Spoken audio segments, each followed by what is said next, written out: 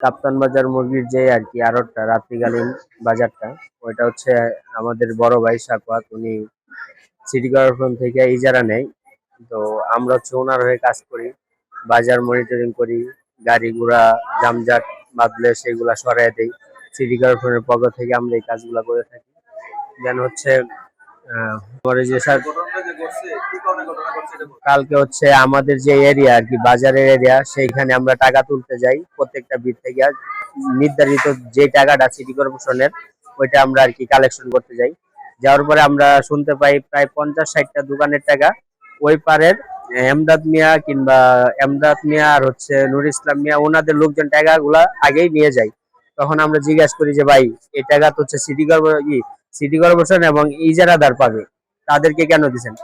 এর মাঝে আমাদের উপর অতর্কিত হামলা করে ভাই, আমাদেরকে আইসা কোনো কথা জিজ্ঞেস করে নাই। 20-30 জন, দেশি অস্ত্র ছিল, লাঠি ছিল, স্টিলের পাইপ ছিল, এগুলা দিয়ে আমাদেরকে আক্রমণ করে।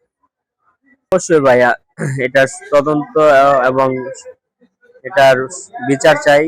ইজারাদার সাখাওয়াত হোসেনের পক্ষে এই ইজারার টাকা আদায় করতে গেছি। আদায় করতে গিয়া শুনতে পাই যে এমদাদ গ্রুপের লোকজন টাকা উঠিয়ে নিয়ে গেছে। এরই মধ্যে আমরা যখন আদায় করতে যাই, পিছন থেকে এমদাদ গ্রুপের লোক এসে আমাদেরকে বিভিন্নভাবে মারধর করে।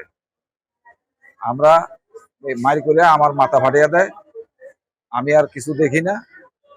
এরপরে আমার ওইখানকার লোকজনেরা হাসপাতাল নিয়ে আসে, ঢাকা মেডিকেল নিয়ে আসে। যারাদারের আর কি টাকা নিতে যাই, এর মধ্যে কিছু গুন্ডা বাহিনী আইসা আমাদের যেভাবে খুশি ওভাবে আর কি মারধর করে আর কি, আমাদের মেরে ফেলার আর কি পরিকল্পনা ছিল।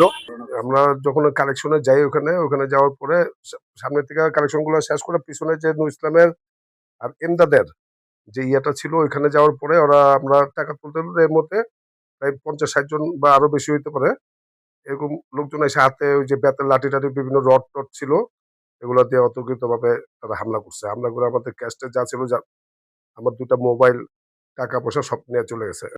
3 দিক দিয়ে ছেলেপেলে এসব প্রায় 50-60 জনের মতন ছেলেপেলেরা এসে আমাদেরকে আমদা ধরে মারাধর করছে। আমি সাইডে দাঁড়ানো ছিলাম।